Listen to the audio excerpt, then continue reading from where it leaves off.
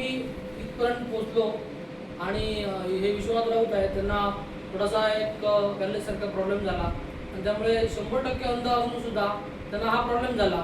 त्यामुळे त्या घराच्या बाहेर पडू शकत नाही आणि म्हणून आम्ही एक संस्थेचे आधी म्हणजे एक पालक म्हणून आम्ही त्यांच्यापर्यंत पोहोचलो. कारण का एखाद्याच्या घरी गेल्यानंतर एखाद्याला म्हणजे बरं वाटतं की बाबा आपले कोणतरी आले, आमची विचारपूस केली, त्यांना म्हणजे असं वेगळं वाटतं. मग आमच्यासोबत आमचे उपाध्यक्ष पण आहेत श्यामसुंदर लोट, यांना मी काल म्हटलं असं असं आहे, एक 4 ते 5 वर्ष आपल्याशी संपर्क नाही, त्याच्यावर आपण जाऊया त्यांची विचारपूस करू. म्हणून मी इथे आलो. तर सांगा राऊत साहेब तुम्हाला काय वाटलं आम्ही इथे आलो? बरं वाटलं.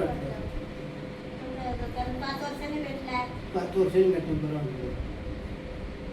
कसं आहे तर तुम्हाला आता कोणत्या कोणत्या योजना चालू आहेत? पेन्शनच चालू आहे. बाकी अजून कुठल्या योजनांचा लाभ घेतला? नाही.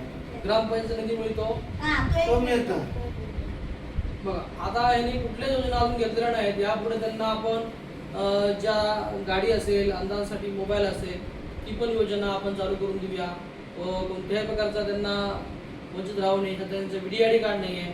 इथे आल्यानंतर आम्हाला कळालं की त्यांचं VDID कार्ड नाही. त्यासाठी सुद्धा आम्ही प्रयत्न करून लवकरात लवकर त्यांना VDID कार्ड काढून देणार.